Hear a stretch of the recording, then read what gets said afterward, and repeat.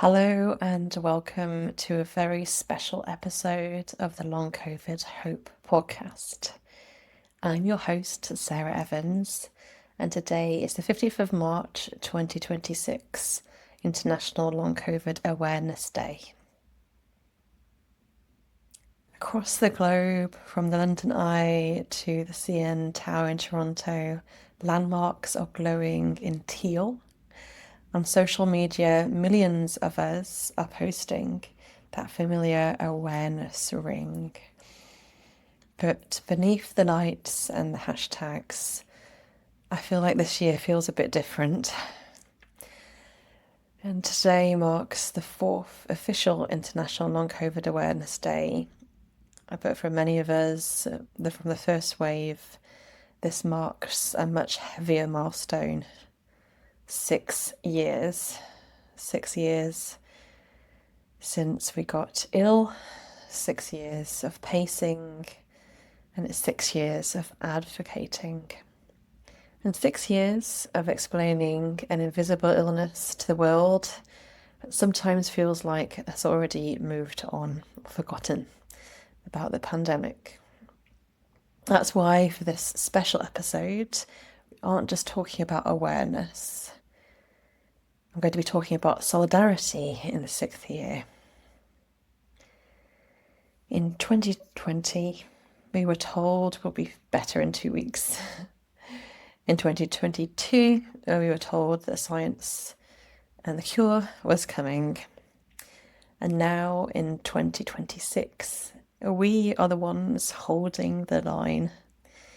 We've become our own researchers, our own support systems, and our own fiercest advocates. And this is the Hope podcast, and I want to keep to the theme of the podcast, but also I'm not here to gaslight, I'm not here to have toxic positivity or to sugarcoat the messaging. And the official theme for many this year for the Long COVID Awareness Day, week and month is Every Heartbeat Counts, focusing on the physical toll the virus takes on the body and on the heart in particular. And I'd like to kind of pivot that slightly to focus on the heart of the community itself.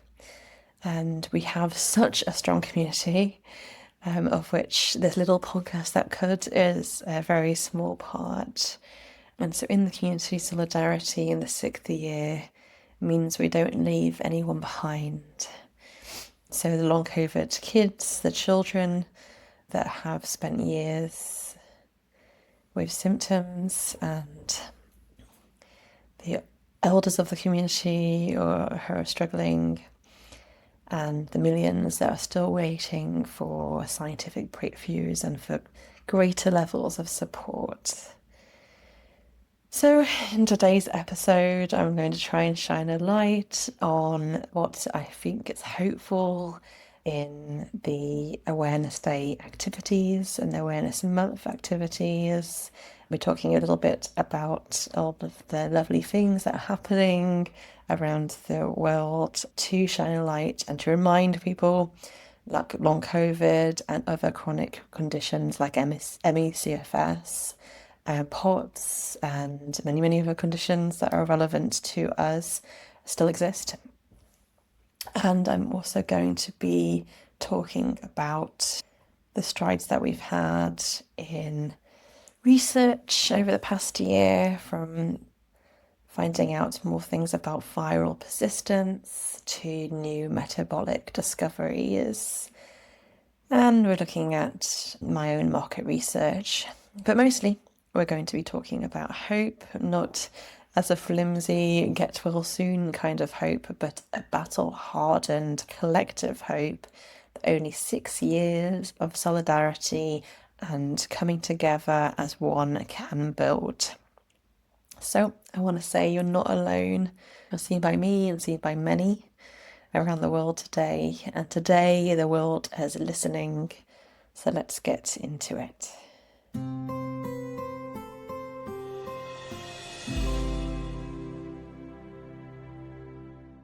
So let's start off by talking about Awareness Day events. And to understand where we are today in 2026, we have to look at the global map of the long COVID community.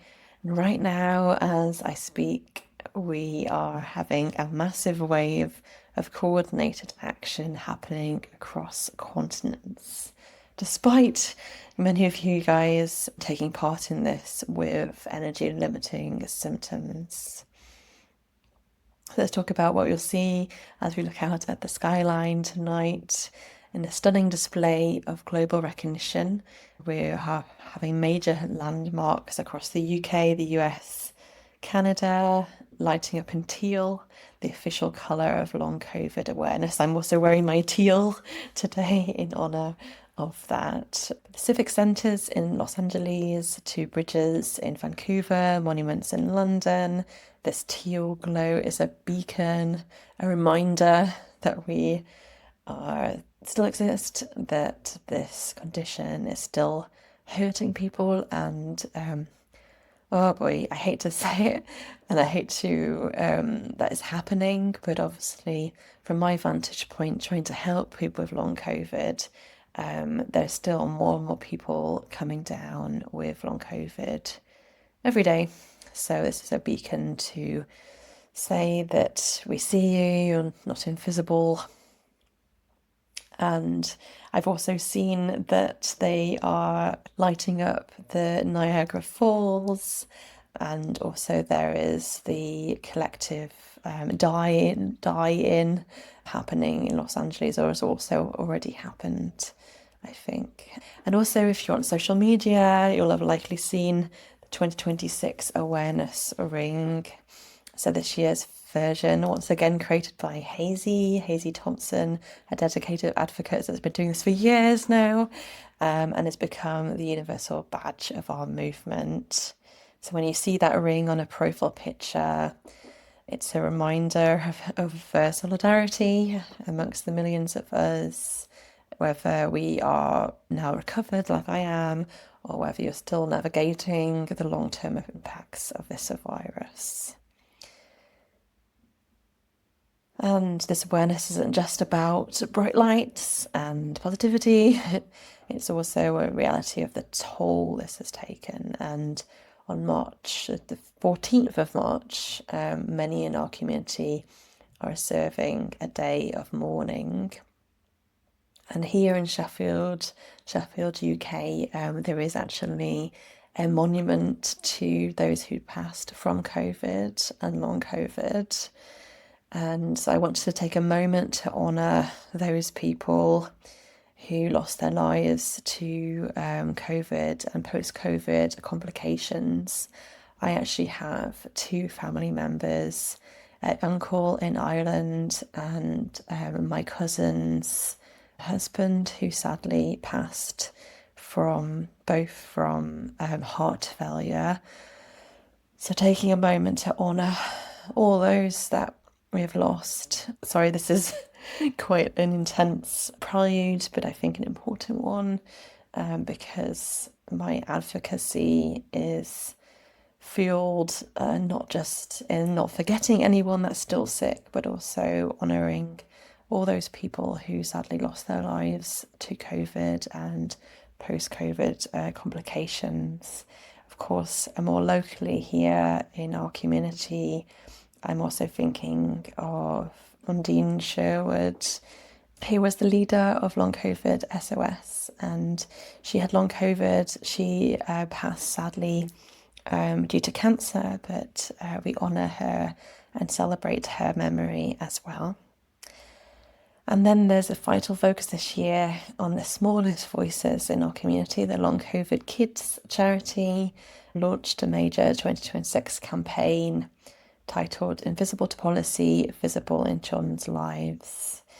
I want to take a moment to reflect on that. And there's so many children around the globe who are living with long COVID and related post-viral conditions and complications. The current estimates suggest over 1 million children around the world are affected by long COVID. It's utterly insane. a statistic.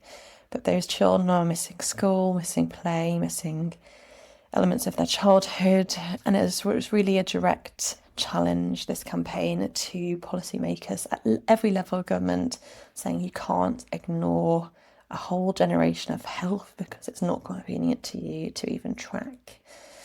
So as speaking as the Long COVID Hope podcast, I want to shine a light on that and the importance and the right for every child to an education, to supportive healthcare, to being visible. And so really this snapshot on our community in 2026 is clear. A lot of you guys are incredibly tired, yes, but you're more organised and more united than ever before. All right, and then pivoting to science, I want to talk about scientific advancements and breakthroughs in March 2026. So, this hope in this community is built on data, and I'd like to look at some major scientific and medical milestones from the last 12 months. Obviously, I'm not a scientist, a researcher myself, so please bear with me. But I want to just read through some of my notes of some of the things that have been happening lately. So I'll begin with the NIH Recover initiative. So after years of observational studies in 2025 and early 2026, we've come into the thick of clinical trials, and a big headline for me is the Recover TLC, Treating Long COVID study.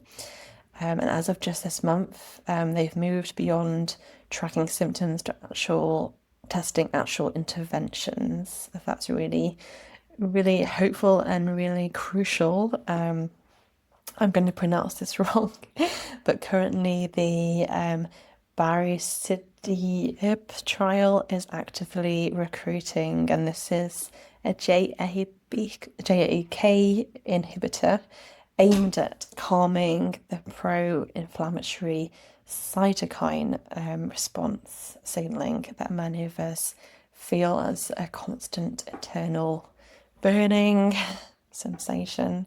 So they're currently trialing for that. I will put in the show notes all of the links to these studies that I'm talking about.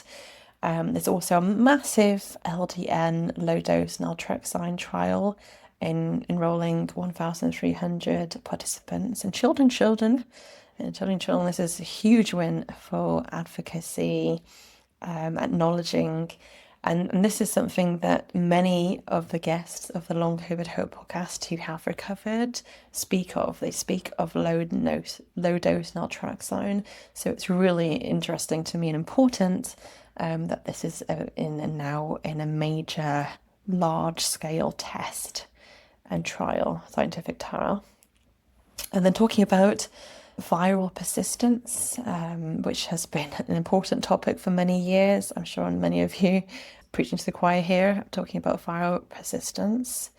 So whilst there's been short-term trials of Paxlovid, which showed mixed results, there's currently a focus to longer courses, and the scientific community investigating where even up to 90 days of antivirals are needed to clear viral reservoirs hidden in our guts and in our nervous system.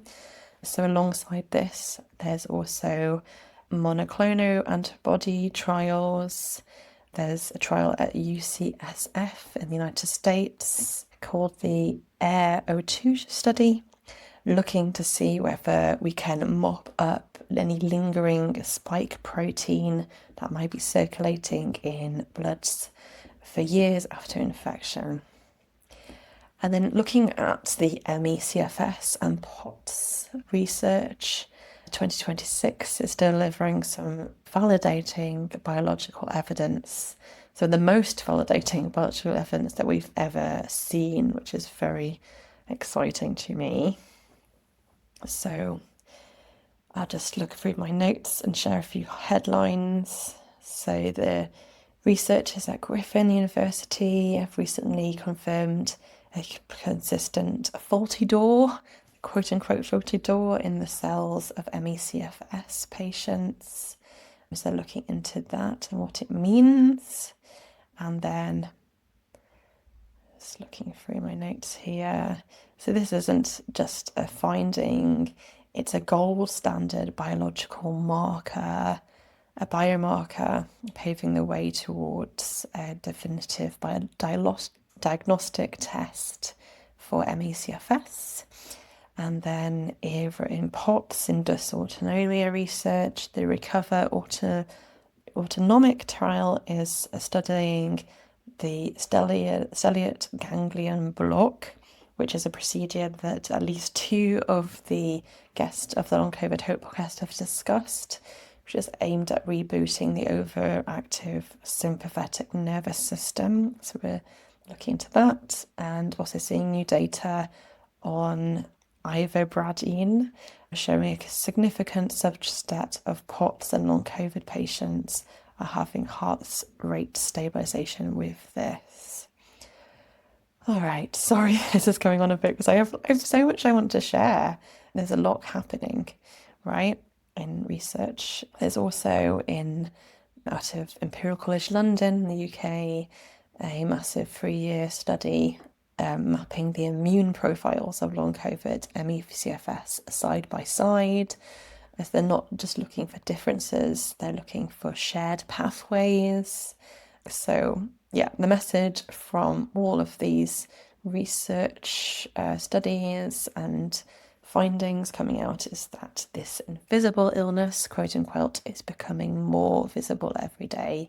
So we're getting beyond guesswork and shared anecdotal evidence to actually measuring it and finding scientific empirical findings. And once you can measure it, you can treat it, right?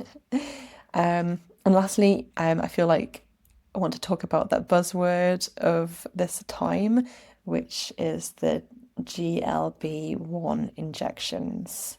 So known colloquially from brand names like Ozempic, Wegovy, but obviously in the long COVID community, we're not talking about it for weight loss reasons. We're talking about it because it's being found to be a very powerful anti-inflammatory.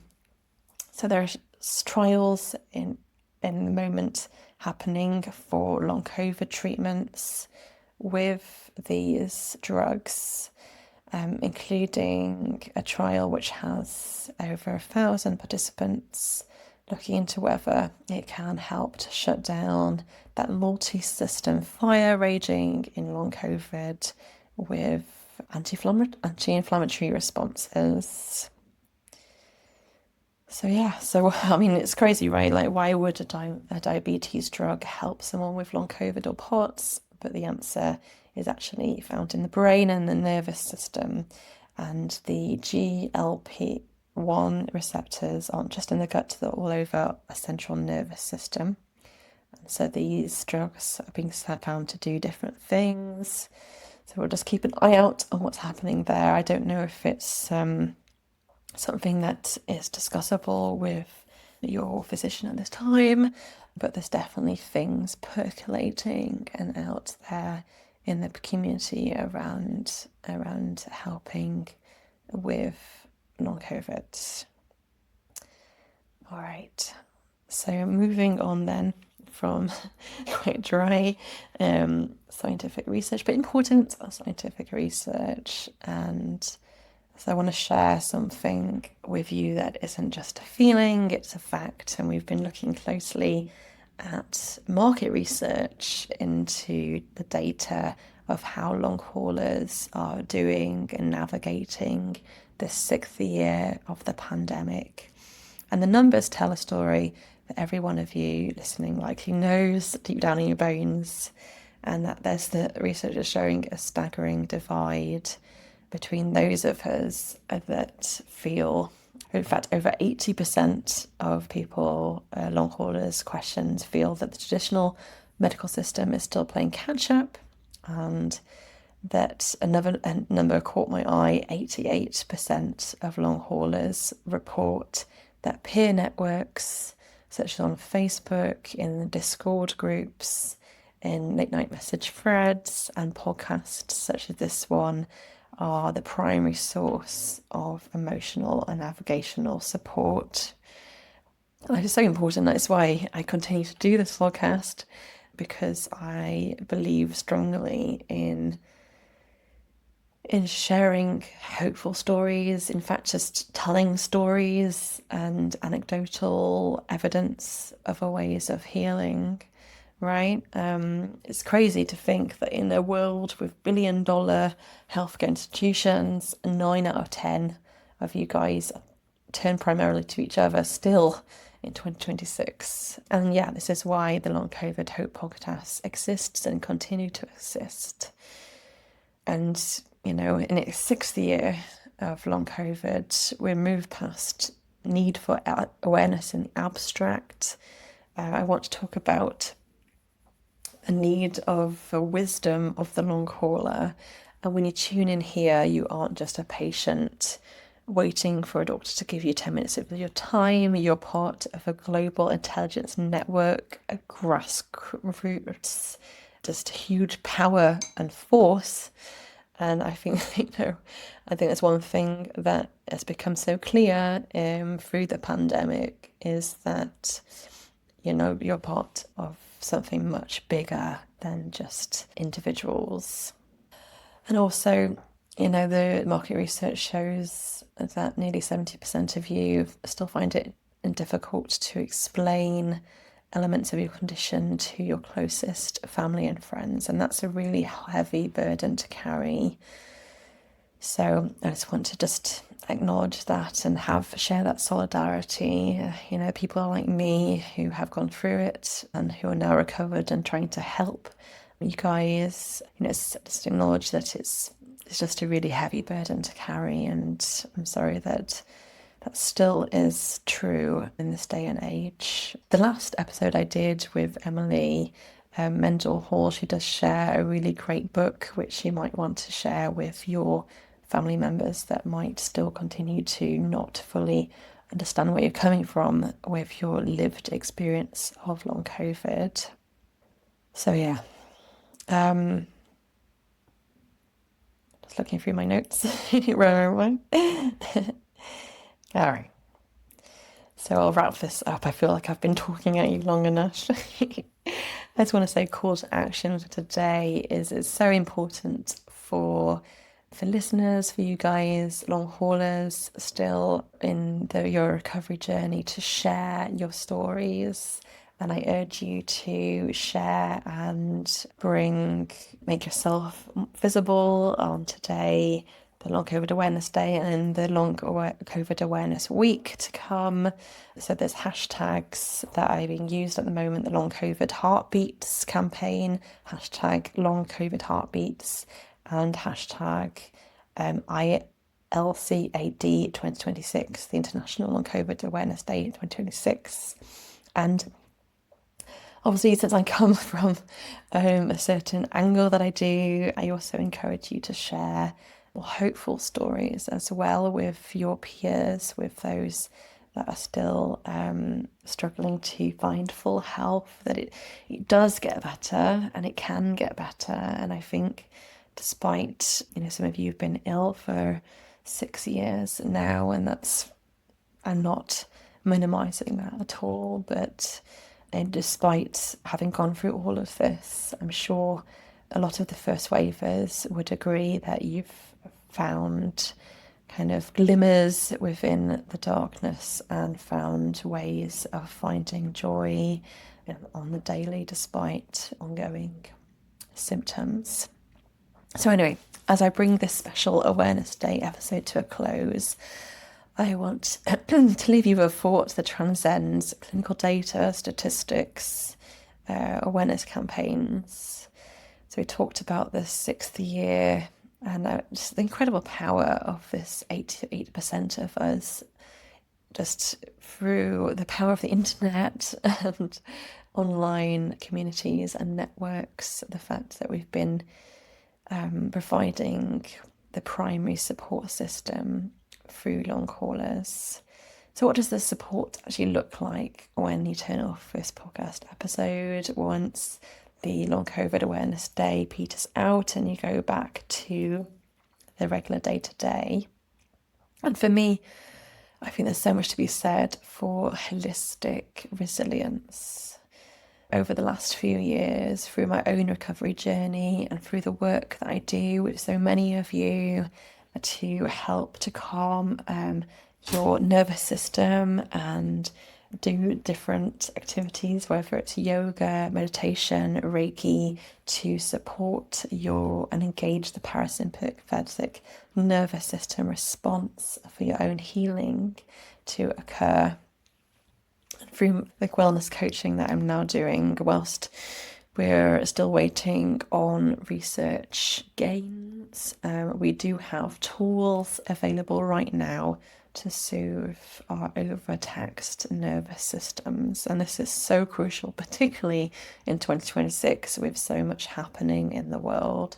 So I invite you to whatever it is, whether it's breath work, whether it's humming, whether it's using a external TENS machine to activate your parasympathetic nervous response.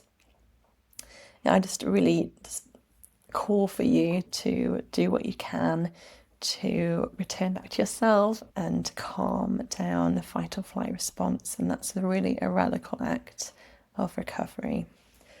And with so many of you guys that I'm working with in our health, healing and wellness mentorship program, it's not just about managing daily symptoms, it's about reclaiming a sense of agency and empowerment in a body that continues to not quite do what it's told and in a empowerment in healthcare situations that are still playing catch up to what we are telling them is going on in the body.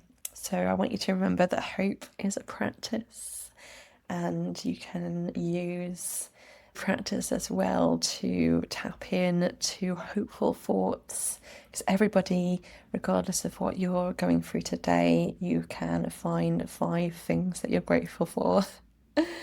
And I'm grateful for this community and the fact that the Awareness Day is now in its 4th year and being stronger than ever to share about it. But yes, hope is a practice, and it's something that you can do by yourself. Yeah, I just want to leave you with that thought. And there will be a 5th long COVID Hope podcast season. It will come when I figure out when I find time to interview more people. And I invite you, if you're listening to this and you do have a more hopeful story of long COVID, it doesn't necessarily have to be a full recovery story, although everyone's excited to hear about more of those, but it's whatever you want to share to help to pick up and lift the community. Please do feel free to contact me if you have a story like that. But yes, so if you listen to this, you are a subscriber to the Long COVID Hope podcast. So thank you for being a part of the Long COVID Hope podcast community. I do know that you continue to be the experts. You're the ones with the lived experience of the condition. And above all, I am glad that you're still here. So still continue to be here and stay hopeful, stay connected. And I'll speak to you soon when the next episode comes. Take care. Bye-bye.